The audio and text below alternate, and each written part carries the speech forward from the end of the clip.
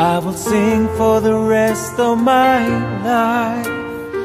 Ndaramukije mwese muri ko muraba televiziyo Heritage ikiganiro canyu c'umutumire turabahaye kandi muri kino kiganiro aho ndabashimiye cyane kubona mwahise mu kuna kino kiganiro kandi zira ko hari byinshi muza kwakira mu kiganiro cy'uno munsi ico nizera nuko kino kiganiro kiza gufasha ubuzima bwanyu uri kayikurikirana tuno mwizeza nuko ataza kuguma uko yarari hari ikintu kiza kwa mutima wiwe hari impinduka imaze kuza mu mutima wiwe mu kiganiro cy'uno munsi kuko turafise umutumire adasanzwe aza kuyaga natwe kuri teme abantu benshi bakunda kwibaza ko ubuzima bufite intumbero biraryo cyane igihe ubonye umuntu ariko arabahuza mu bufite intumbero ko biragira impact muri societe rero umukozi w'Imana atakudufasha kugira ngo dutahure ni gute umuntu yoshobora kubahuza mu bufite intumbero imbere yuko za kwinjira ido mu kiganiro cy'uno munsi nashaka ndamuhe akanya ido ndakadukurikirana karibu cyane. Murakoze cyane nitwa Desire HABYARIMANA ndi umugabo mfise umudamu n'abana babiri hanyuma nkora umurimo wa gipasiteri. Murakoze cyane kandi ko namwashoye kandi kutwita mu kiganiro cy'uno munsi. Murakoze cyane. Ndizera ko abantu baza gufashwa. Yego Imana irabana natwe. Yego murakoze ndashaka ko musubirane kujya kinjira ngo uza gufite intumbero. Yego kuko urashaka gusanga abantu bakora ubuzima bwabo ati Jesse niko ndahuza gufite intumbero. Ubundi avuga ati ujya mu nteka ubuzima gufite intumbero. Ndazi ko hari nushanga bashobora gufatirako kugira ngo kumenya ati ujya mu nteka ubuzima gufite intumbero canke Jesse niko ndahuza gufite intumbero. Mugandiza ko mu kiganiro muza gutanga umuco kugira ngo abantu shobore gutahura ati Herman umenya gute ko ndiko ndabahuza gufite intumbero. Imbere ko zo kwinjira mu bibazo bijanye n'ico niyo teme mbega aho bavye gufite intumbero abantu batahura pastor. Ubuzima bufise intumbero bubonekera mu kugera ku ntego no kuba uriho urakora ibintu bizana influence kuri societe bakabona ko ibyo ukora reka nkoreshe imvugo yoroshe bibonekera abantu bose ko ari byiza. Hari icuri huramarira abandi bantu ubuzima bwawe ntibufise akavuyo. Hari abantu bafise ubuzima bugoye butarimwo nyene budafise intumbero. Nibaza ko ariko nagerageza gusobanura ubuzima bufise intumbero n'umuntu yisobanukiwe hanyuma afite influence kubo bari kumwe kubera kuje imbere kwiyo kubonekera abantu bose ko ari kwiza. Hari ikintu kubaho kwawe hari cyo kumariye abandi bantu. Yes mutubwira neza ahantu bitangurira kugira biduga aho hantu. Nagira ngo nsubire inyuma ho gatoya. Imana buri kintu cyose yakiremeye ico kigomba gukora intumbero yacu. Iyi koti Imana yaremwe kugira ngo tuyambare, iyi ntebe no kugira ngo tuyicare. Abadukurikiye byaciye kuri kamera nico bayikoreye. Hanyuma umuntu akwiye kumenya ko kubaho kuremwa kwiwe hariho intumbero Imana yari ifise. Hanyuma ikindi nuko Imana ikurema hari ikintu yashaka kugukoresha. Nukwibaza ngo ndiho ndakora ico naremewe. Yes. Hanyuma ica gatatu ntushobora gukora ico waremewe cyangwa kugera ku ntumbero Imana yari gufiseho ukuyemwo umuremyi. Abantu benshi bashaka gukuramo Imana bagashaka kugera ku ntego Imana itarimo. Kandi Imana ni ifite database ni ibitse ibiri original. Reka ngaruke ku kijyanye n'ubusabane. Iyo umuntu abana n'Imana umwuka wera Bibiliya avuga ngo aradusengera akatunihira iminiro. Nukuvuga ngo aya ku mutima w'Imana agakurayo ibyo nkwiriye gukora akabimenyesha hanyuma nkabikora. Abantu benshi rero ntibashobora kugera ku ntumbero nziza bakuyemo umuremyi mu buzima bwabo. Ukwiye kumenya ko uri uwo yaremye kugira ngo ukore imirimo myiza yose muri Kristo Yesu. Hanyuma icya kabiri ukwiye kubaho ubuzima bushira umuremyi imbere. Hanyuma ikindi ni ukumenya ko ari cyo waremewe gukora ugasiga umurage mwiza muri societe. Ukavuga ati ibyo byose nk'ubu hari abantu reka ntanga urugero rubiblique. Iyo tuvuze Tabita Dorcas tumuzi gukora imirimo myiza. Iyo tuvuze Dawidi tumuziho umutima uramya Imana ukunda Imana.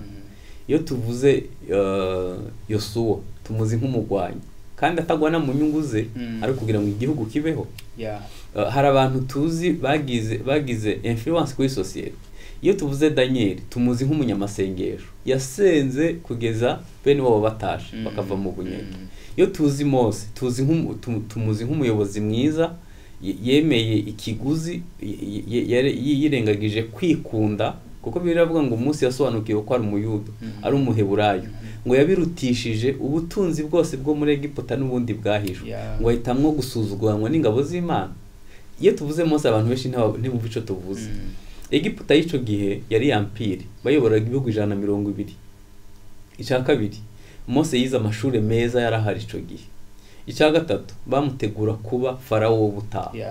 Ibaze nk'umuntu yitegura gutwara Amerika, ntabwo yoroheje. Uwo muntu ibyo bintu byose kubera yamenye uwo ari we, yamenye intumbero y'ubuzima bwe, agahita bisiga akajya kuragira intama zitari z'imyaka 40.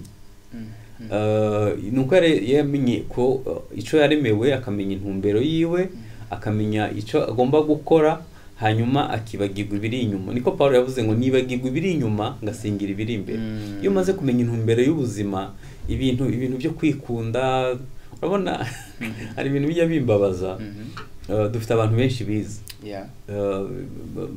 yarize kaminuza, hanyuma intumbero yiwe bikaba ari ukugura imodoka no kubaka inzu, ibintu biciriritse biherana nawe.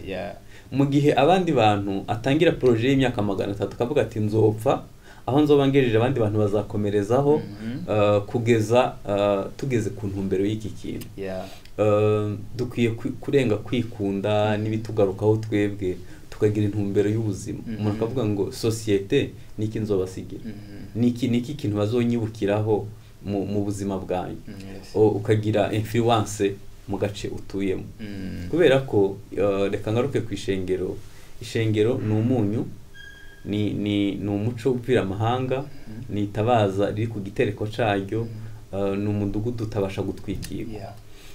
Nyanibaza hajya umuntu yakoze smartphone ko atari umurokore, ntidufitiye umumaro.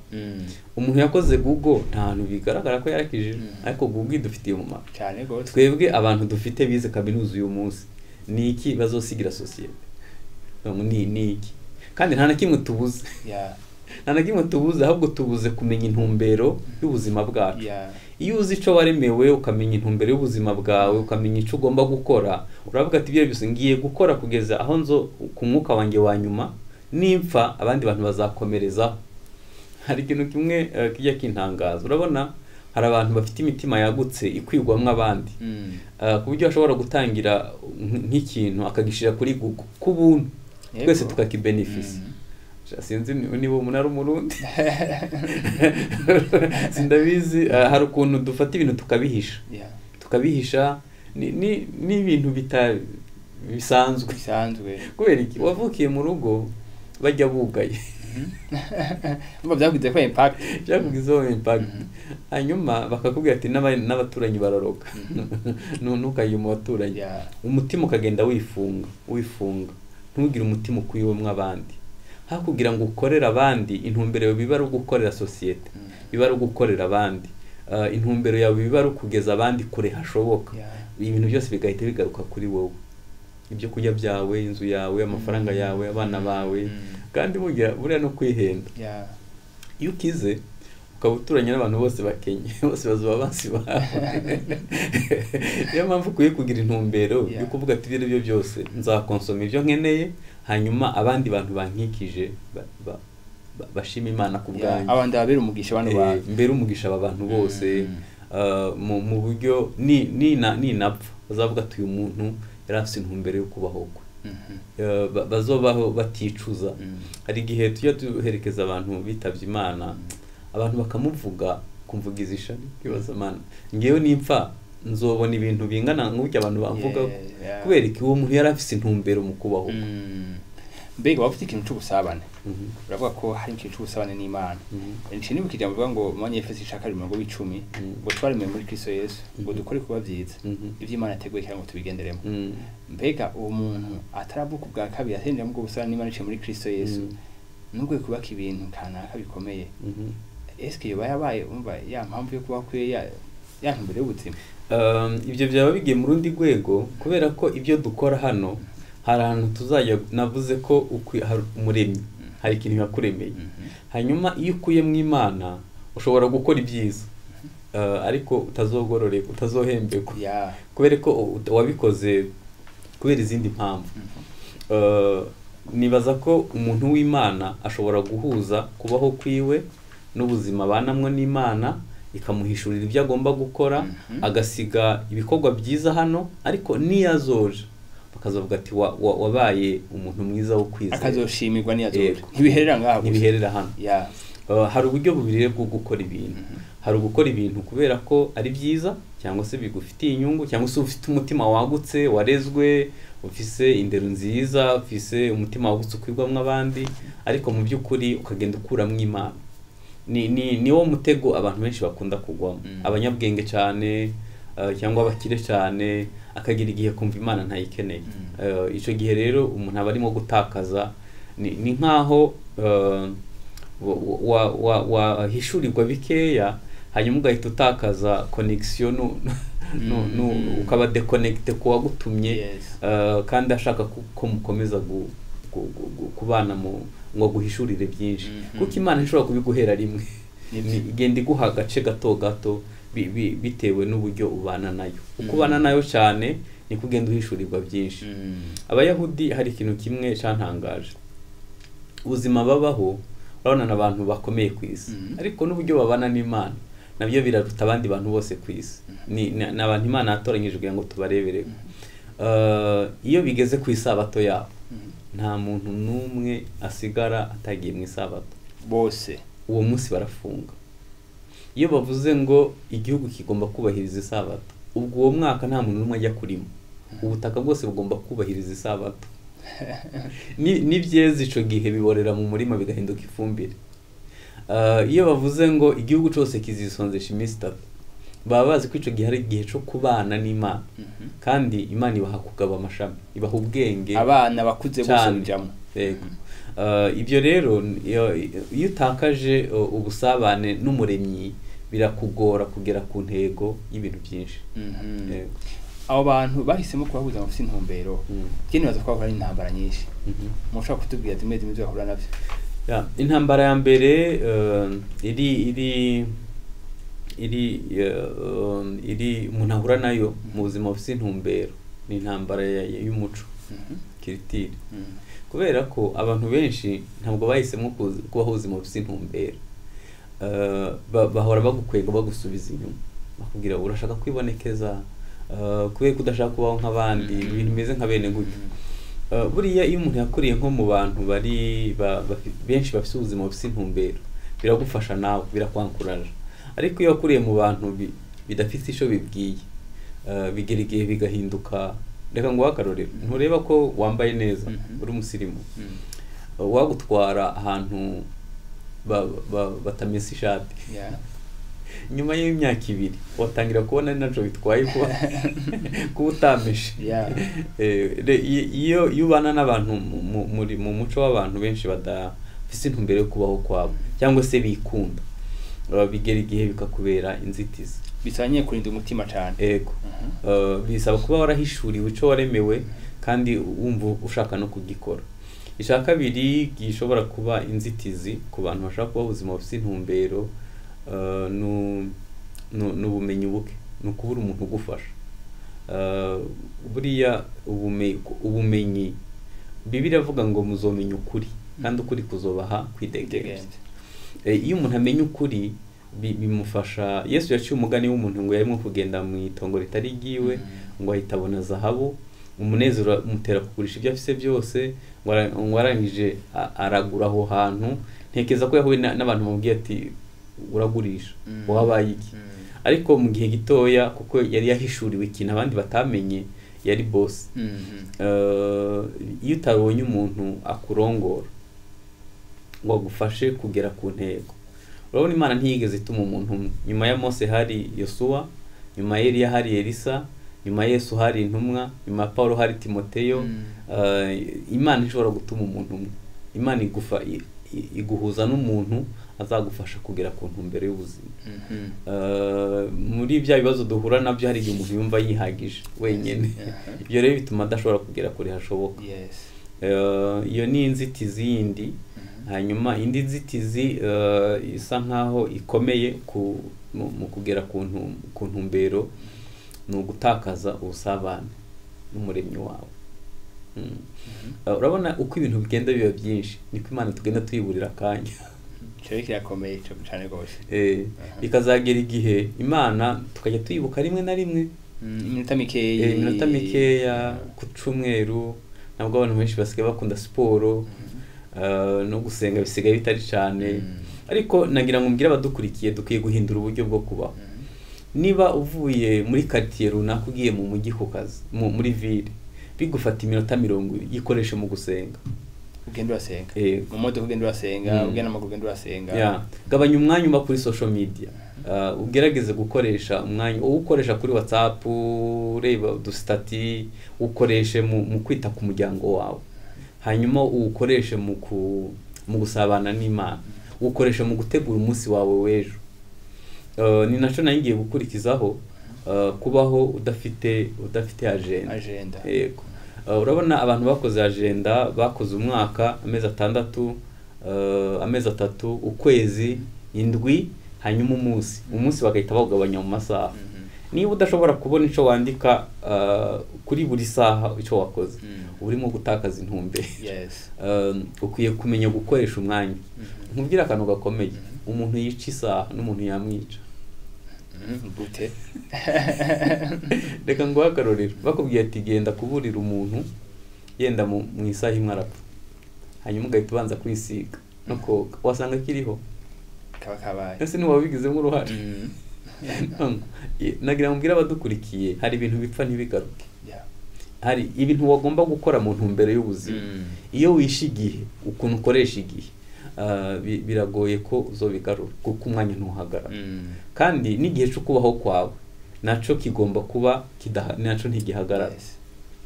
Kera nakunda kuramba numvaga ubaye imyaka myinshi ari byiza. Nubu ni byiza.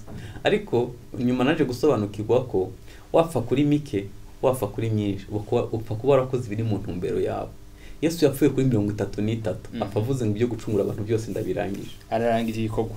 Kuri 33 Paulo yavuze ngo ubumeze nk'ibisukwa ku gicaniro, soje urugendo rwanjye amahoro. Kandi ntiyapfuye ashaje. No, dukwiye kwibaza ngo igihe Imana izompamagara nzoba narakoze ibiri mu ntumbero y'ubuzima. Nzagenda ndi empty, ndi vide, ibintu byose yampaye gukora inaha nzaba nararangije kubikora. Ndabizi ko umuntu ubuzima bwiwe akibugereranya no kurya, no kurongora, no kurongorwa, no kubaka inzu.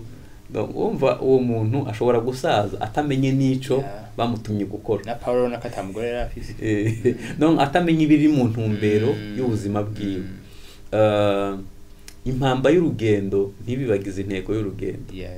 Ibintu byose amafaranga uzotunga, icubahiro uzogira n'ibindi, ibyo byose ni impamba gusa. Ariko hari ikintu kiri mu ntumbero y'ubuzima bwawe. Kandi ico kintu ugomba kugikora ku kiguzi cyose byagusaba. Murakoze cyane. Mbega hoho kuri uwo muntu yahisemo kuba avuze ngo ufite intumbero, nihe nyungu kuri we no ku bandi bantu? Iyo umuntu ageze afise intumbero y'ubuzima ni inyungu kuri societe. Ubu hari abantu bibukwa kubera ko muri medicine batanze uruhare rwabo. Umutima wose yigishanya abanyeshure cyangwa yakoresha mu kuvura, bavuga ati uyu muntu aho tugeze uyu munsi hari ico yakoze. Ariko abyaza abadamu akababyaza neza cyane. Ubu hari umuntu mu barimu bose babayeho akavuga ati uyu muntu kuntu yigishije kaminuza yigishanya umutima wose, afise umutima, agafata umutima we wose akawusuka mu bo yigisha. Ubu hari umuntu mu bantu babayeho bayoboye bakavuga ati uyu muntu kuntu yayoboye yari umurongozi. Ubu hari umuntu bavuga ati mu bapasiteri bose babayeho uyu mupasiteri yari afite umutima wo gukorera Imana. Rero ni inyungu kuri societe. Si inyungu kuri societe gusa. Muri uko gukorana umutima wose niho havukamwo indi mihamagaro. Hari abantu bavuga ati nzoba nka runaka, azoba roro modo wanjye, niwo muntu nzigiraho mu buzima. Hanyuma ikindi nawe iyo ugiye ntugenda uvuga ati nta mugayo nakoze ibyo nagombaga gukora Yeah. ni inyungu kuri wo kuko reka nkubwire ikintu gikomeye umutima ntujya igiturire umutima ntujya ruswa iyo utakoze ibyo wagomba gukora umutima urakubwira ngo ibyo ukora ni bibi urikunda naho ugiye kuva mu isi urumva umutima ukwageza ati ndetse nabaye ubuzima ngiye kubaho cyane ico gihe rero ntugenda wumva unezerewe kubera ko ntiwakoze ibyo wagomba gukora mu buzima ni ikintu cy'ingenzi ni inyungu kuri wewe ni inyungu kuri societe ni inyungu mu gutegura generation yindi izokurikiraho ni inyungu mu guhindura isi kuruta uko wayisanze uzi kuba ahantu hari nk'umwanda ukajya wumva naco bikubwiye ikibazo gikomeye kandi nta na kimwe wari ubuze nk'ubu hari ikintu nkunda kuba pasteur kuko niko kazi nkora hari igihe njya nibaza ni gute ushobora guhagarara nka hano ugaharura amashengero 10 utavuye aho uhagaze ariko ugasanga muri ako gace niho hari indaya nyinshi niho hari utubari twinshi kandi ukujya wumva ntaco bibabwiye ukibaza nihe misi abantu niba bafise mu gushinga amashengero kwabo yari intumbero yo guhindura societe cyangwa gukora societe bagombye kwita kuri aka gace kakagira isuku kuruta utundi bakaba bafite smartness iruti y'abandi bantu bose bagahindura abantu babakikije kuyo bavuga ati vraiment iyi quartier kuba hari ishengero n'umugisha n'igihugu gashima yego none kuri uwo muntu ndabona ko muri urwo rugendo rwiwe arahura n'ibintu byinshi mu mutima wiwe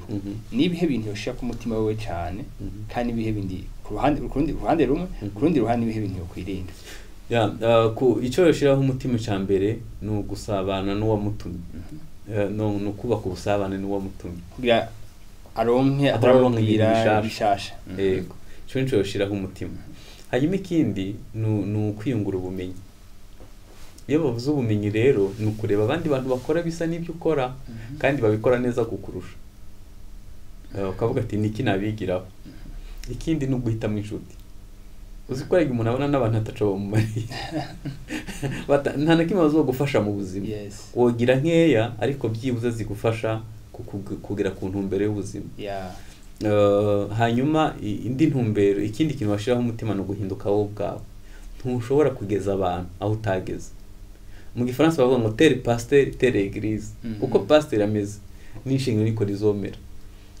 iyo pasteur abesha hariya mu rusengero ubisangamo iyo pasteur atereta yihishe na mu rusengero bizaba birimo iyo pasteur atari yikunda n'abayoboye n'abazaba bikunda niko bimera no mu muryango niko bimera no mu kuyobora ukwiye gushira imbaraga mu guhinduka wowe ubwawe kuko ntushobora kugeza abantu aho utageze wowe reka nkubwire akantu gakomeye waruzi impamvu Sawuli yambitse impuzu Dawidi ku rugamba ajya kubona na Goliath zikamunanira kuko Dawidi ntabwo yigeze aba umusirikare kuri Seza yagiye yiyemeje kujya kubona na Goliath hanyuma Sawuli avuga ati mwana wanjye urapfa uriya muntu n'umukomando yabigize umwuga n'umugwanyi kandi Goliath nawe nuko abantu batumva neza Goliath ico bivuze Goliath yapima 3 metero ujya hejuru yari yambaye ikoti ry'ibyuma ripima 70 icumu giye udashizemwo igiti ririmo ryapima 7 ugahita ushiramo n'ibyuma yambaye ahandi hose yari umuntu ahaguruka bisere bose bakajya mu myobo ibaza agiye kugwana n'umwana wa Seza atigeze aba umusirikare noneho ntuzi yahise Sawuli yahise amutera inkunga amuha ikoti ry'ibyuma amuha ibikweto amuha ingofero amuha icumu n'inkota Dawidi biramunanira kubiterura ariko kimwe mu byatumye Dawidi bimunanira nuko yamwambitse ibyo yatsindanye ibyo amaranye imisi 40 mu mwobo uswaye igihe tubwira abantu urukundo rwaratunaniye tukabwira abandi gusenga tutaheruka tukabwira abandi gutanga ari twebwe tw'Imana tukabwira abandi uzarebe nk'abashumba benshi muri Afrika ukuntu anezerwa no kugenda mu modoka cyane ihenze akabaho muri rigs itabaho abayoboye barabuze n'ubuzima bw'ibanze ukaba ukibaza harimo urukundo none uzabigisha gukundana wowe byarakunaniye rero ukwiye gushira imbaraga mu guhinduka wowe ubwawe nibwo abantu umutima wumva undi mutima umwuka yumva undi mwuka bazamenya intumbero y'ubuzima kuko nawe yawe iri ku murongo ndashaka gufasha bano bantu ikategori bano bantu bashobora kuba barakuriye ahantu baraho ubuzima mugasanga barakoze amakosa menshi mu buzima bwabo bashobora kuba banakijijwe ugasanga hano usanga barakoze amakosa kandi amakosa ugasanga arazwi muri societe mugasanga barishe barivye barasambanye eka ibyaha bitandukanye mugabo akagira ahantu uvuga ati none nashaka kubaho n'ubuzima Imana ishaka kumbaho nashaka kubaho intumbero y'ubuzima bw'iwanje mugabo hari ibintu byashoboye gukomeretsa abandi bantu none uwo muntu ivyo ntishobora kubivamo yego Bibiliya avuga ngo iminsi y'ubutamenya Imana yayirengagije ariko none itegeka ko abantu bose bihana no kuba abantu badukurikiye muri iki kiganiro naho kuba ubashije kugikurikira bifate nk'amahirwe ugize hanyuma uhita uhagarikira aho wari ugeze hanyuma utangire kubaho ubuzima bushasha ubuzima bufite intumbero mu buzima bufite intumbero rero ni ugutangira gukosora ku makosa wakoze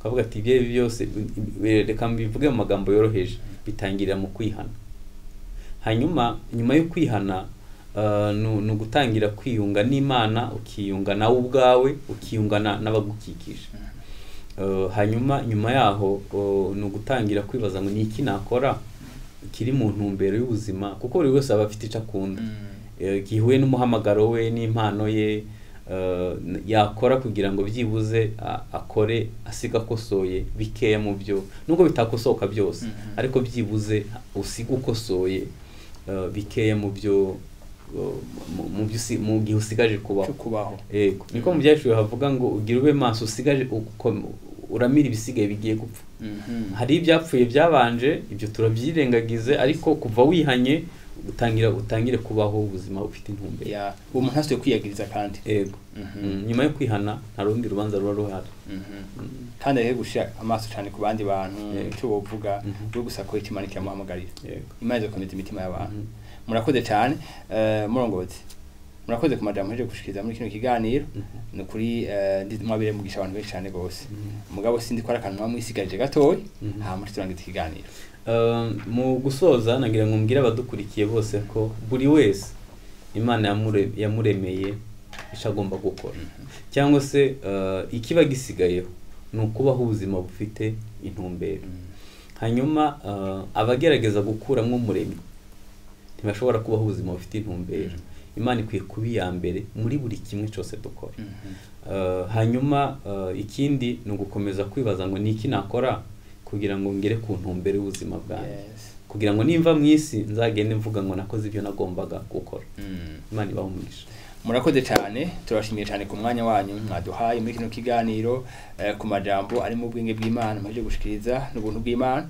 rero turabashimiye cyane murakoze Imana ibane bagurira amen ndashimiye cyane no wese kaba televiziyo itaje muri kino kiganiro cy'umutumire je nahezagiye ku bwanje n'amajambo umukozi w'Imana Desire aje gushikiriza ndizera ko nawe uri hose ano majambo ashobora kubaka ubuzambwi wawe yashoboye kukwereka Imana ikira guhamagarira canke kumenya inzira kandi ukabaho umuntu afise impamvu yo kuba hano ku isi ufise intumbero y'ubuzima kugira ngo niba mara kurangiza uzuvuga nka Paulo ati nagwaye intambara yo kwizera igisigaye ncagitibo rero murakoze cyane mugira ibihe byiza aho muri hose